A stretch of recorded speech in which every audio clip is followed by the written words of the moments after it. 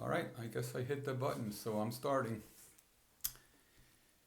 So, Becoming Jerry Pujals, I'm starting this podcast to to just get started. So, analysis paralysis, that's one thing that I believe gets in a lot of our ways. How do we just get started? How do I release these nerves that I'm feeling right now? And talking to you and seeing myself in the camera and all these things that get in the way, and making sure that the studio is just right, the sound is perfect, the lighting is perfect, and none of those things are perfect as it works out in life, in everyday life. Nothing is perfect to get yourselves to take the first steps forward. Today I turned 59 years old. One more year, I'll be 60.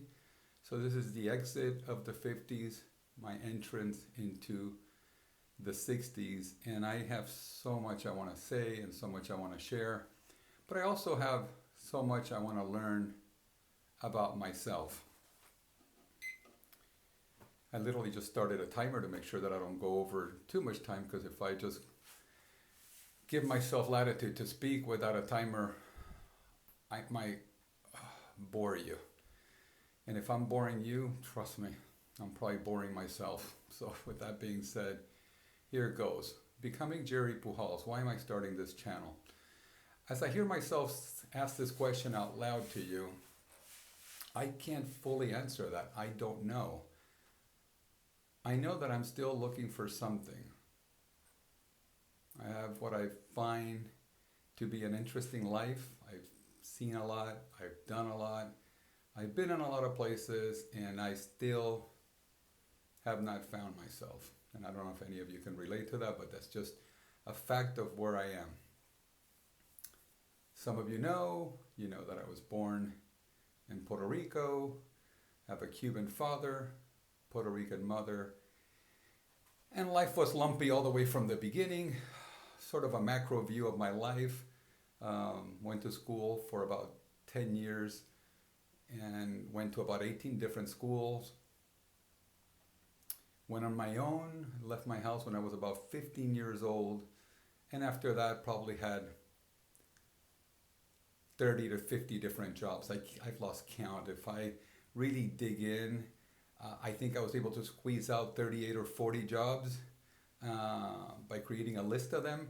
I know there are still jobs that I forgot. The other day I mentioned to my wife that I had a newspaper route that I forgot. That was one of my jobs. There are a lot of jobs that I did for one day, and then realized that either I didn't like it, or that it wasn't for me, or that I got fired in one day because I just didn't do it the right way. I showed up late, or who knows what I did, or what I was thinking at the time, that particular job didn't pan out. But the reason I share all this with you is because I've done everything in life by taking the first step, which is what I'm doing right now. Just taking this first step. Gonna make this first recording of Becoming Jerry Pujals, just to see where this leads me, just to see if I can find my authentic self in the process. Can I find the me that is not the one that came from humble beginnings to becoming something, and then that something becoming my identity, and once that was gone, being stripped of, or that identity being something that was not there to support me, and left me without a net. So I'm just free falling, and I think till today I still find myself free falling. What do I mean by that?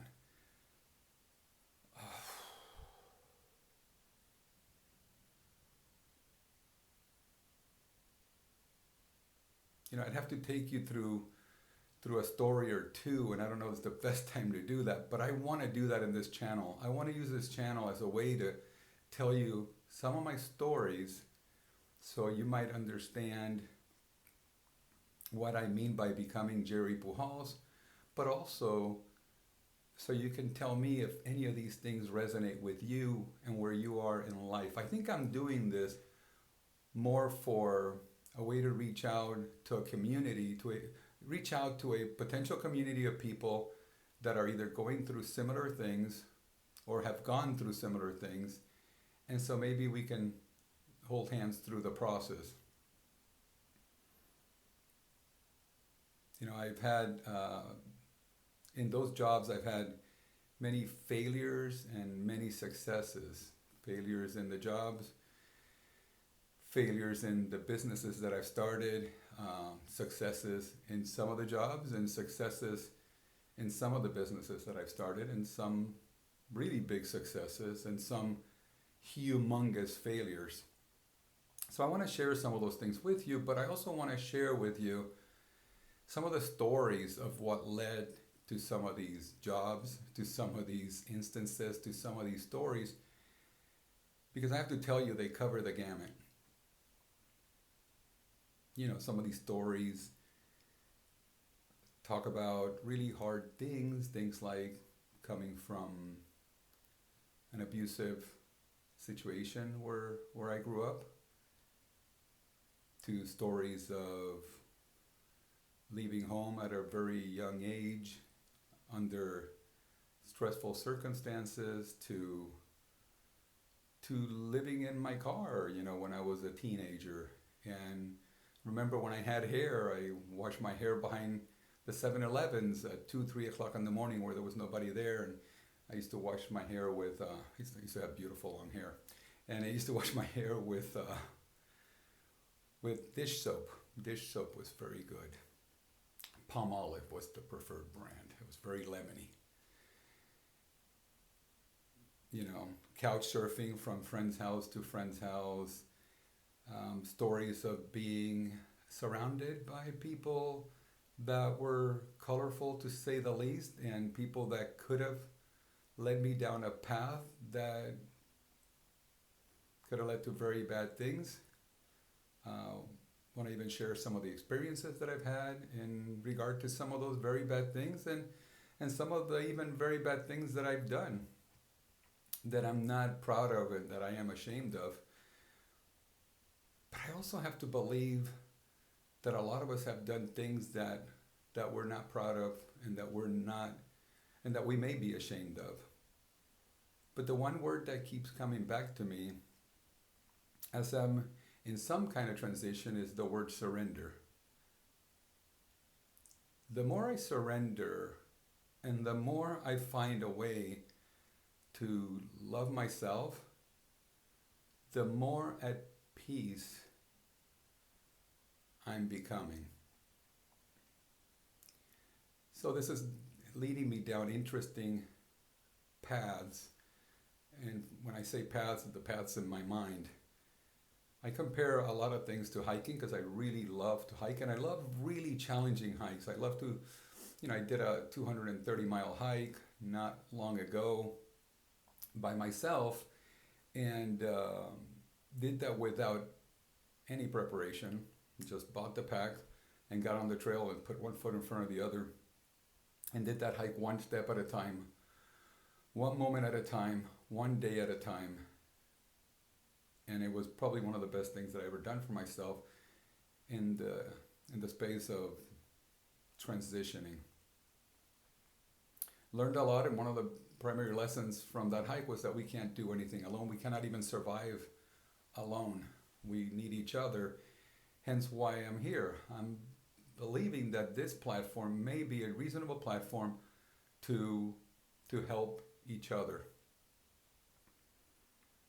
Going forward with Becoming Jerry is a way for me to explore my creative side, one that has been suppressed by life, just by the things that happen.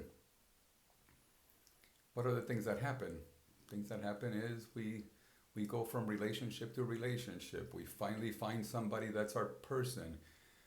We have kids with our person, and things are challenging, and those kids go through their struggles, and some of those kids go through major struggles, and you think that you're done when they're 18, and you're not done, and you're just still going, and you're just still living, and you're just still trying to work through it, and you're still asking the question, When is it going to get easier? And the one thing that I find is that the answer is never.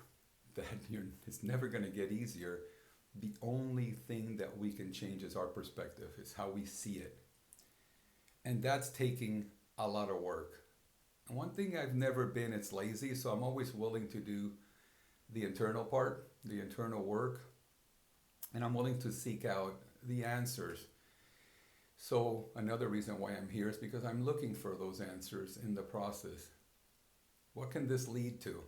I have no idea. What can me doing a podcast every so many weeks, every so many days, once a day, twice a day, once a week, twice a week, once a month, twice a month, 6 times a year. I have no idea what I'm going to do next, but I know this is the first one of something. One thing that I'll tell you that I know for sure is this will more than likely be the very worst one. I believe, like in many things, things continue to get better with practice, with repetition, and with exposing yourself authentically and vulnerably. And that's one thing that I can say it's been probably a superpower of mine, is to be authentic, vulnerable. But I don't believe that I've been truthful, because I believe that I've hid behind an alter ego that has probably been the one that's helped me with the being married, staying married, raising those kids, and navigating business and surviving that. I'm not mad at that alter ego anymore. I found that for a long time I was really upset at that guy, upset at how he took advantage of some situations because he had leverage. But now I'm not so hard on him, because that's sometimes what you just have to do to navigate in this world that's not easy. There's competition, there's all kinds of things, and everybody is going after the same dollar, and we have to navigate the challenges of that. And we end up in businesses that are cutthroat, dog eat dog, whatever you want to call it, but they're challenging. So as I continue to seek surrender, I continue to seek peace and tranquility of mind. That's really what I'm looking for next. And as I continue to look for that, I want to share that experience with you and with those that this might have an impact on. And here's what I'm sure will happen, as it has in life before, is I'll end up learning a lot from you than you'll ever learn from me, by me exposing myself to this. That's showed itself over and over and over again, hence why I'm here. So what now? Now I'm going to start doing this. I'm going to commit to doing these recordings and uploading them into this YouTube channel called Becoming Jerry Pujals. The one quick thing I'll say about Becoming Jerry Pujals, and the reason I chose that as the title, is because Jerry Pujals is not even my real name. My real name is, listen to this, listen carefully, Giraldo Antonio Rodriguez Pujals. So that is my name, the way it appears on my birth certificate. Why is my name Jerry Pujals now? Well, the short story of that is, when I moved to Napa Valley in 1987, I met a beautiful girl from Napa Valley. Her name was Susan. And we met, fell in love. I can give you more details about that story, because that's a movie in and of itself, how that started and what transpired. That story has love, deceit, drama, attempted murder. The story goes on and on, you guys, and none of you know this, but you'll get to know it. And Susan and I find ourselves very happy, and almost 40 years later still together, and still deeply in love with each other. But it hasn't been easy, and I'll say, I believe that it hasn't been, I think it's been easier for me than for her by a ton. But when I met that girl, I thought that if we got married, it'd be interesting to have these American little blonde kids. She had two little kids already. I thought for them to carry a last name like Rodriguez, that might be a challenge. That was the first red flag that I thought, huh, Dustin Rodriguez and Trent Rodriguez might not jive in school. So I thought, well, I wonder if I can do something different. But the other thing that was very evident to me was that with the last name Rodriguez, I was not able to find a job. Back in those days, I used to run heavy equipment. I was 19 years old. I would run heavy equipment. I've been doing that since the time I was 12, 13 years old. In Miami, I used to run a lot of equipment for my dad. And I knew I can come do that job here, but back in those days, if you were Hispanic, you didn't get to go up on the heavy equipment. You were down with the pick and the shovel. And I couldn't find a job for the life of me. I couldn't find a job running a piece of heavy equipment until I changed my last name from Rodriguez to my mother's last name, which is Pujals. It doesn't sound quite as Hispanic. It could be because it's partly French. And that last name landed me the job. The name Jerry I had, gone with a long time ago because Giraldo was really hard for Americans to say. Giraldo was something that I always had to spell out for people because Giraldo was not easy. So Jerry Pujals was the name. So Becoming Jerry Pujals happened because of something that I had to do to navigate survival, how to survive. And landing that job changed everything. I was able to get a good paying job where I can start considering the possibilities of getting married and starting a life with somebody. So that's just one of hundreds, if not thousands, of stories, all the way from, me having a tiny little career modeling in New York City when I was 17, 18 years old, to some off-Broadway acting, to some commercial model shoots, and then it just, the Studio 54 live, the whole thing was, all those stories are there. Hanging around with Fabio was another part of my life, and in every one of those stories there's a little bit of a message. There's a little bit of a message, but more than a message, there is a lesson. Every one of those stories has built an encyclopedia of lessons that have gotten me to where I am today. I just don't believe that they're necessarily going to be the lessons that they're not the only thing that's going to help me get to where I'm going. So I'm looking to also learn with you. I'm looking forward to exploring different things. I'm going to go back to college, take some college courses. I'm going to probably do some public speaking. I might even end up doing some life coaching and things like that. Some of you that know me know that I've gone through a transformation where I've lost over 100 pounds, and I'm enjoying a physically healthier life now than I have in 40 years. And that's a story that I'd love to share with you, but there are so many more. And for us to get to really know each other, I'm going to have to let you see that part of me and see if there are some true connections, and if there is a community out there that is interested in even knowing any of this. And I'm curious to find out. I'm interested in writing a book and in doing some things, but the only way I know how to do anything is by just starting. So with that, I'm going to turn off my timer because my time is almost up. I'm going to say thank you for holding on this long if you're still here.